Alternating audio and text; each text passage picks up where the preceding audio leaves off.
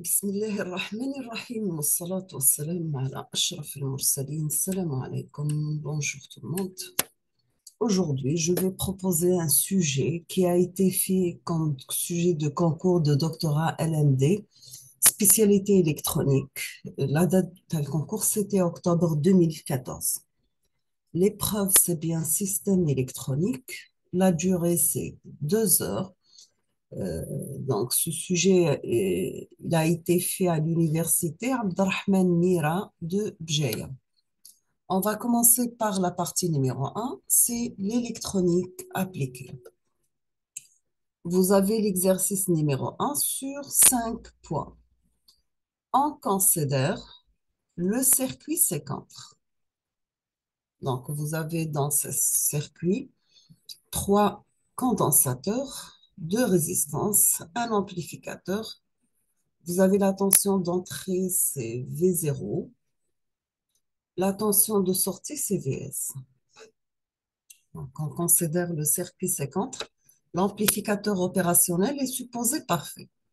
Vous avez pour un signal d'entrée sinusoïdal, on vous demande de déterminer le transfert en fonction de TV, en fonction de P, sachant que P égale à G oméga. Vous avez la tension de sortie Vs de P divisé par la tension d'entrée VE de P. Donc, pour un signal d'entrée sinusoïdal, on vous demande de déterminer le transfert en fonction de TV, qui est égal à Vs sur VE.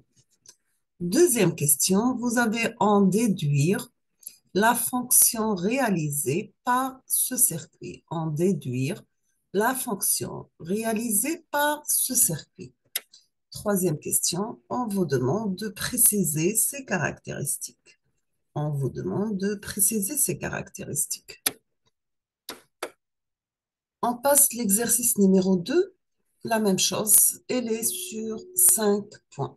Cette fois-ci, vous avez un montage amplificateur d'où vous avez des résistances R1, R2, R', R seconde prime. Vous avez 2 transistors T1 et T2. Vous avez 2 condensateurs, un fait l'entrée et un fait la sortie. Donc, vous avez la tension commune, c'est VCC. La masse, la tension d'entrée, c'est VE. La tension de sortie, c'est VS. Donc, on considère le montage amplificateur de la figure séquentre. En régime sinusoïdal de basse fréquence, où on supposera, premièrement, que les capacités de liaison jouant parfaitement leur rôle aux fréquences de travail. Les capacités de liaison, vous avez C1 et C2, jouent parfaitement leur rôle aux fréquences de travail. Vous avez H11, vous avez H21 qui est très supérieur devant 1, vous avez le H22 qui est égal à 0, vous avez le H12 qui est égal à 0, identique pour T1 et T2, donc pour le premier transistor et le deuxième transistor. Vous avez le courant aux bornes du deuxième base du deuxième transistor.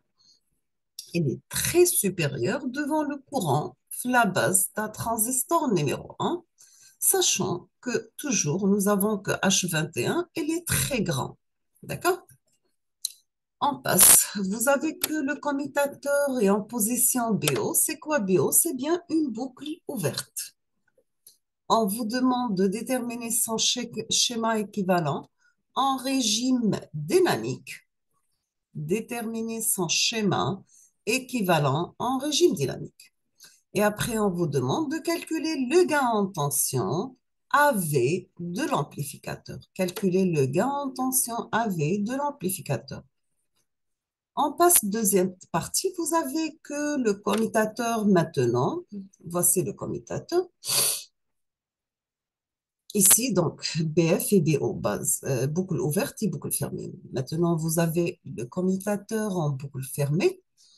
On vous demande de préciser le type de contre-réaction utilisé et expliciter le réseau de contre-réaction. Donc, préciser le type de contre-réaction utilisé et expliciter le réseau de contre-réaction. Donner le schéma équivalent en régime dynamique. et calculer le gain en tension GV de l'ampli contre-réactionné. Donnez le schéma équivalent en régime dynamique et calculer le gain en tension GV de l'ampli contre-réactionné. Troisième question, on vous demande de mettre GV sous la forme canonique, GV qui est égal à AV divisé par 1 plus AV fois B. Et on vous demande de vérifier que le terme B représente le transfert du réseau de contre-réaction. On a terminé avec la partie numéro 1 pour l'électronique analogique. On passe à la partie numéro 2 pour l'électronique numérique, ou bien ce qu'on appelle logique. Vous avez l'exercice numéro 3 sur 5 points, pardon. Vous avez soit A et B, deux nombres de 5 bits chacun. Réalisez un comparateur entre A et B avec un seul comparateur intégré qui est le 7485 et bien sûr avec des portes logiques. Donc, soit A et B, deux nombres de 5 bits chacun. Réalisez un comparateur entre A et B avec un seul comparateur intégré, le 7485, et deux portes logiques. Vous avez soit A un nombre de 4 bits. Réalisez un circuit qui donne A plus 1 si vous avez A et impair, et A moins 1, c'est A et pair. Troisième question, vous avez soit A et B, deux nombres de 4 bits chacun. On vous demande de réaliser un circuit qui donne A plus B. C'est bien sûr A inférieur à B. A moins B, c'est A supérieur à B.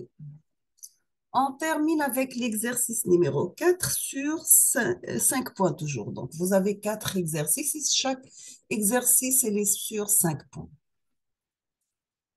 Donc, soit une bascule AB active sur franc montant de l'horloge. On vous demande de réaliser une bascule AB avec une D, réaliser une bascule RS avec une AB, avec DAB, réaliser un diviseur de fréquence par 5, avec des bascules AB qui sont actives sur franc montant de l'horloge, on vous demande de réaliser un compteur synchrone modulo 5. Et on termine avec des bascules AB, réaliser un détecteur de franc montant. Vous avez la table de vérité suivante. Vous avez A et B et Q. Si vous avez A égale à B égale à 0, Q égale à 0. Si vous avez A égale à 0, B égale à 1, donc vous aurez Q égale à 1. Si vous avez A égale à 1, B égale à 0, donc vous aurez Q égale à Q. Si vous avez A égale à B égale à 1, la sortie Q égale à Q. Nous sommes arrivés à la fin de ce sujet. Je vous remercie infiniment pour votre attention. Comme toujours, pardon, n'hésitez pas si vous avez des questions ou bien si vous demandez certains cours.